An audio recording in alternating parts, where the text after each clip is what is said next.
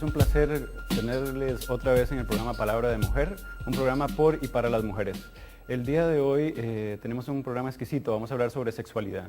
Y es a la luz de eso que tenemos unas personalidades muy importantes venidas desde Colombia y desde Brasil que van a plantear este tema en profundidad el día de hoy. Así que para eso me permito presentarles a Gabriel Gallego, doctor por el Colegio de México y especialista en demografía.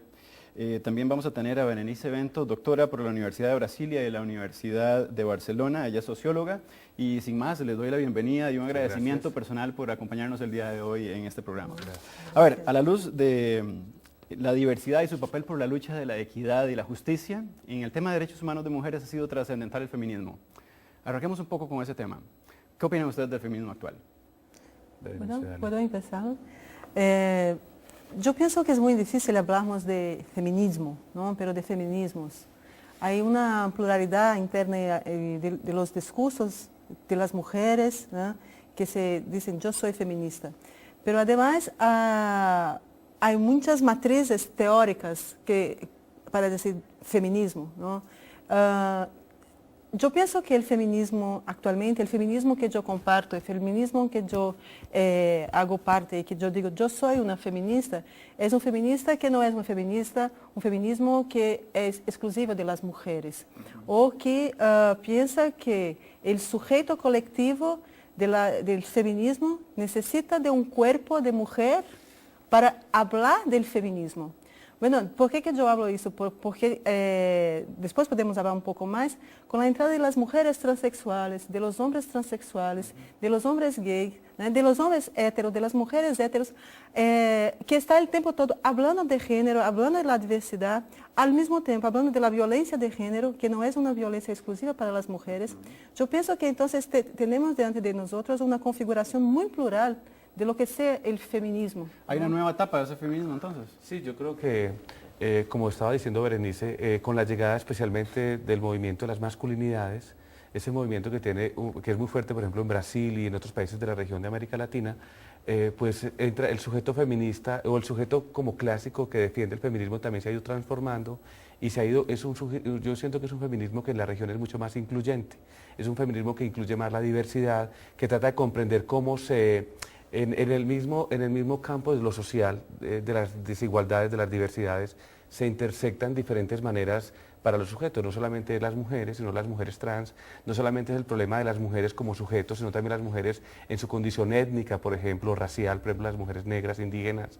Es todo el tema del movimiento de la diversidad sexual que tiene como ritmos y tiempos distintos en América Latina, muy fuerte, por ejemplo, en Brasil, un poco más tímido en Costa Rica, por ejemplo, o a medio camino, por ejemplo, como en Colombia. Entonces, ese tipo de desigualdades también o de particularidades en la región hace que hablemos también como de un feminismo, pienso yo, que es diferencial en América Latina, o sea, que tiene como agendas distintas y que visibiliza, por lo tanto, problemáticas también de manera distinta en cada uno de los contextos. Ojo que cuando hablamos de diversidad se plantea el tema de multiculturalismo y se plantea el tema de las orientaciones sexuales. Claro. Pongamos en la mesa entonces el tema de la sexualidad.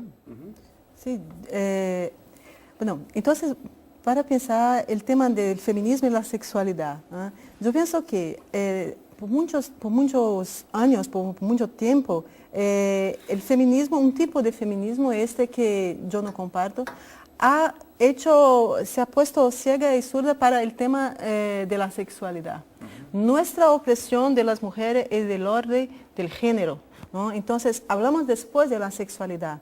Bueno, ese feminismo que yo pienso que es un feminismo de matriz heterosexual, ¿no? Por tanto, que ha contribuido muchísimo, yo pienso, para fortalecer la heteronormatividad, ¿no? No habla de la sexualidad. Ha tenido una ruptura interna en el feminismo con un separatismo. Las lesbianas, ¿no? Ha dicho, no, el tema de la sexualidad también es un tema de la opresión.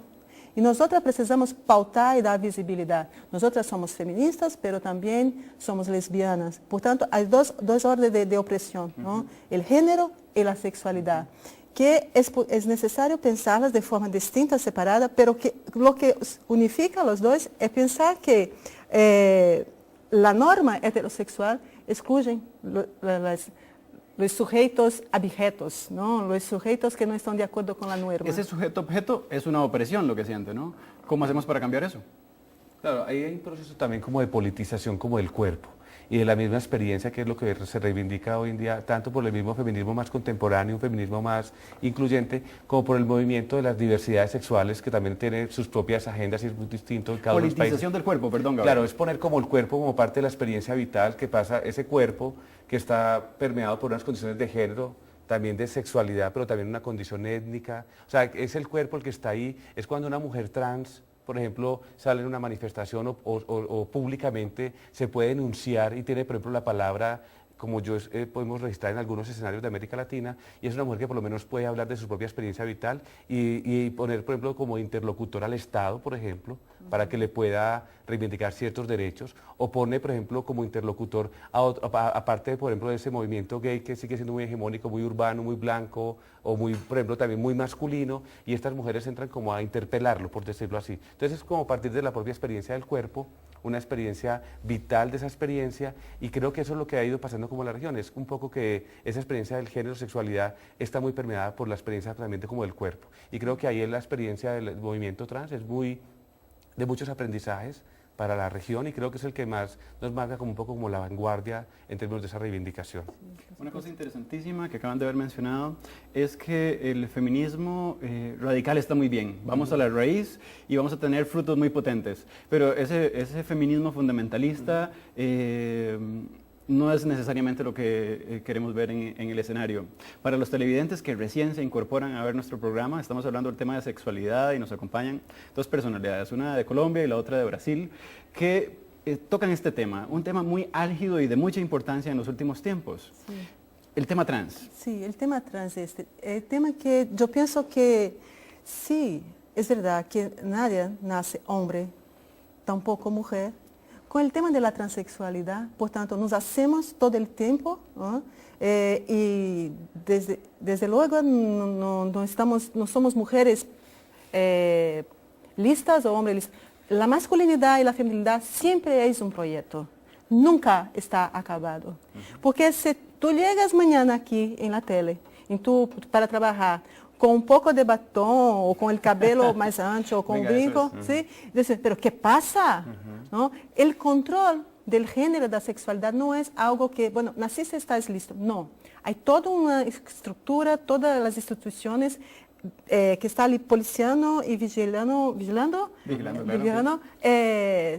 tus performances, tus prácticas, ¿no?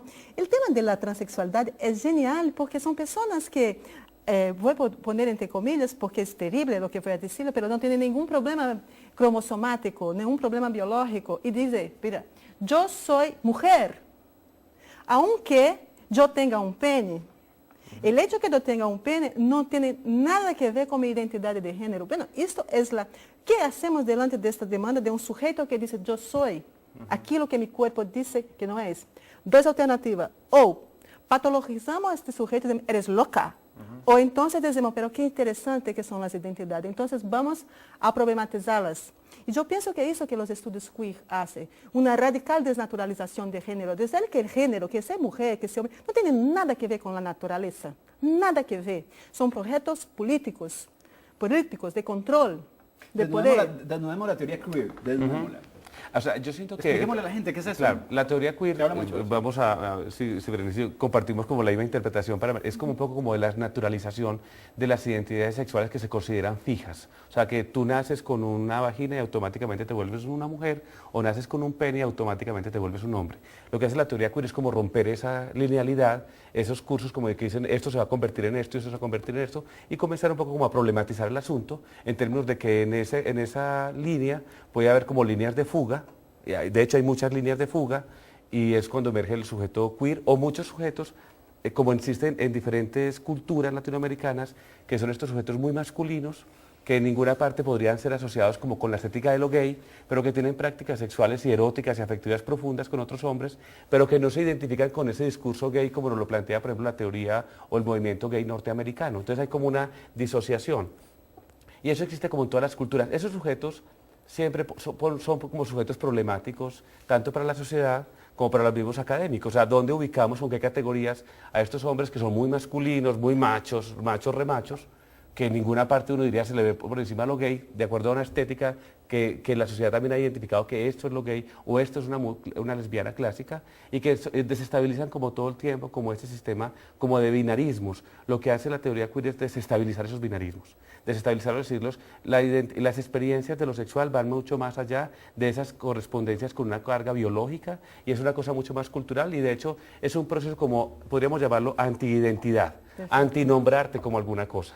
Y es como ese desplazamiento. Por eso las mujeres y hombres trans lo que hacen es desestabilizar tanto a la sociedad, por eso hay un proceso como de siempre de criminalización y de patologización, pero también en la academia lo que hace en los trans, y por eso en algunas academias no hay mucho acercamiento, es porque también desestabilizan un poco la teoría. Te lo pongo en términos costarricenses, les están moviendo el piso, claro, pero fue un socollón tremendo. Claro. Es como un terremoto, como un sismo en la teoría. Sí. Y en la misma experiencia política de los mismos movimientos, tanto para el feminismo como para el mismo movimiento gay. Hay una asimilización, a ver, ¿lo asimila la academia?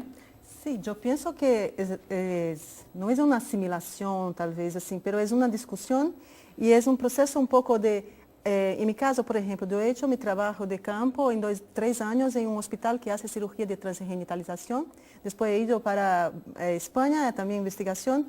Y cuando yo he mirado el trabajo de campo, las narrativas, las historias de vida, pero yo pensé, es imposible seguir hablando de la patología. Claro. Ese sujeto significa su vida, tiene capacidad, porque esto... Claro, ¿no? La patología, desde la enfermedad, desde el trauma, desde el desmembramiento de los músculos. Claro, sí. Es un control, o sea, lo que el Estado hace es como el control de la sexualidad. Y en últimas el sujeto trans viene siendo como el conejillo, donde hay como todo un dispositivo de control, porque es una transgresión a toda una norma, un dispositivos culturales de género, ¿no? Entonces yo pienso que sí, que yo he ido para el trabajo de campo, he repensado los aportes teóricos que estaban me informando, disse, pero que no me vale. La teoría de Benjamin de Stoller, ese pobre que está todo el tiempo diciendo, es imposible, es una experiencia. ¿Qué nombre cómo nombrar esas experiencias? Es una aberración de la naturaleza, entonces no es posible, no existe en cuanto a experiencia subjetiva.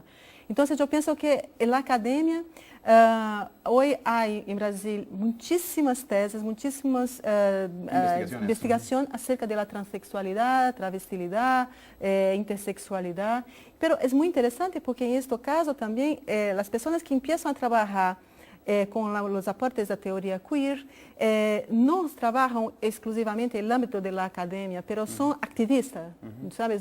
Nosotros somos activistas de los derechos humanos y un concepto muy problematizado de lo que sea derechos humanos. Ojo, que como decía un buen amigo de la universidad, Rodrigo Vargas, decía, cuando hablo de sexualidad, el salón se va a llenar, ¿no?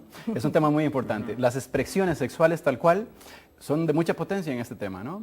¿Es a la luz de esto que la teoría queer ha logrado un asidero lo suficientemente potente o sí, no? Claro. Es como algo de lo que vamos a hablar, Berenice y yo en la mesa del congreso que nos invitaron, es un poco ese discurso que siempre, que está como muy fluido, un discurso que es inestable entre las identidades y las prácticas sexuales. O sea, es como una cosa que siempre está en movimiento. Una cosa es la forma como tú nombras tu experiencia, por ejemplo, sexual, y otra cosa pueden ser tus prácticas. Y posiblemente no estén en el mismo registro de la gente. Claro, entonces, la teoría queer lo que hace es como por abogar por eso, es que hay una desestabilización. La gente, por ejemplo, en muchos contextos culturales como los nuestros, hombres que se asumen heterosexuales o a la gente porque están casados, tienen hijos, etcétera, pero que sus prácticas, por ejemplo, pueden moverse también por otro lado, son hombres que pueden tener experiencias con mujeres transexuales, bisexuales, o sea, pero eso no les deja como una huella en su propia biografía para narrarse, por ejemplo, de una de las coordenadas como la gente los llama a sí mismo hombres, como la cultura, por ejemplo, costarricense llama a un hombre de verdad o una mujer de verdad, o sea, hay como un movimiento todo el tiempo, ¿no? Perfecto. Ojo que las personas que recién se incorporan a nuestro programa, estamos hablando del tema de sexualidad, el tiempo corre y desear